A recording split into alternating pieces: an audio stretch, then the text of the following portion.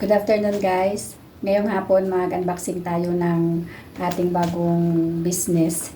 Ito ay parcel na dumating ngayong hapon lang at i-unbox ko ito sa inyo kasi ang iba dito ay mayroon ng order. So ito yung bago nating racket ngayon. Kumbaga bagong extra na paninda. So mag-unbox ako para makita ninyo kung ano ang laman ng ating parcel. At ito ngayon yung ginagawa ko pag mayroon akong extra na pera, bukod doon sa may tindahan, nag-order ako ng mga pwede nating ibenta na mga gamit. So kung sino ang may gusto dyan, na gusto rin ninyo ito, ay pwede rin kayo mag-PM sa akin at pwede kayong mag-order. Kasi yung una kong in-order ay na-sold out agad yun. So meron akong kaibigan na gusto, kaso lang naubos na yung ating naunang paninda, so nag-order na lang ako ulit. Ito ay medyo magmahal ang kanyang shipping pero kaya pa rin sa dati nating presyohan. Pero yung laman nito ay 6. So ang 3 ang mayroong order. So mayroon pa tayong 3 na sobra. Kung sino ang may gusto, pwede rin kayo mag-PM sa akin.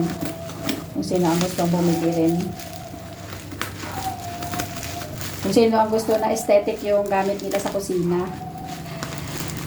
So, ito na yung ano ko ngayon, ito yung nakita ko na pwede natin extra na pagkakakitaan. Kahit maliit lang yung tubo, at least hindi naman tayo namamasahe pag bumili, di ba? Hinahatid sa atin.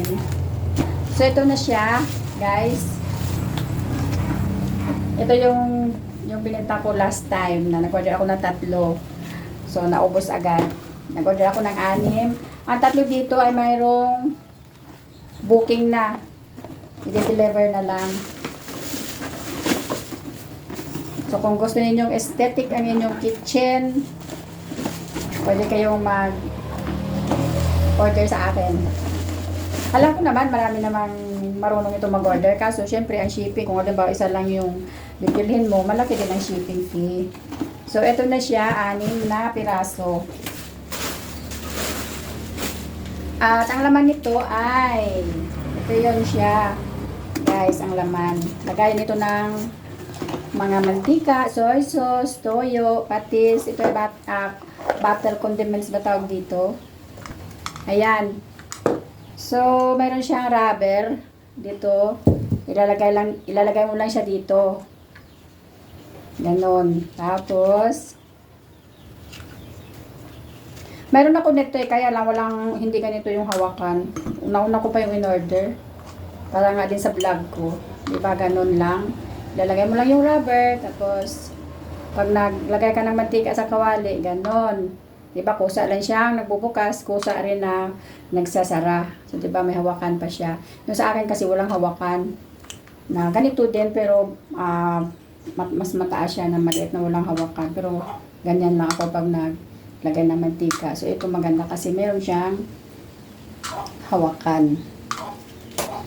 So, yun lang guys. Kung sino ang may gusto, pwede din kayo mag-PM sa akin at o-orderan ko kayo or meron pa ako dito 3 na bakante. 3 butter. Walang ano yan. Yung 3 lang ang mayroong may-ari.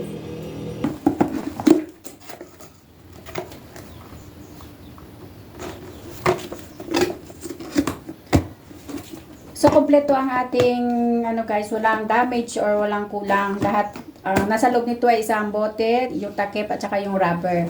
Kayo na lang ang magkabit kung mabili ninyo. So, madali lang naman, lalagay mo lang yung rubber para na syempre pag nagsalin tayo ng mantika or soy sauce, hindi siya, kung walang tagas.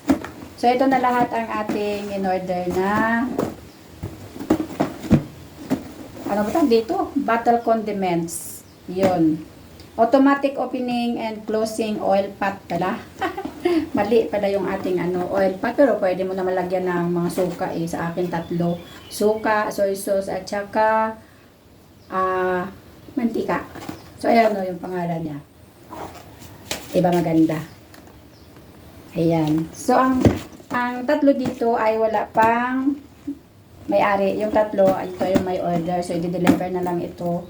Kung hindi niya pipick upin, so, i-deliver na lang doon sa bahay nila. Ito ay tig 100 pesos ang bentahan ko dito. 100 pesos lang guys. So, murang-mura na. Diba? Kahit paano ay mayroon tayong tubo na maliit. Kahit maliit lang kasi hindi naman tayo namamasahe pag bumili nito. So, okay lang. So, yun lang. Maraming salamat. Thank you for watching.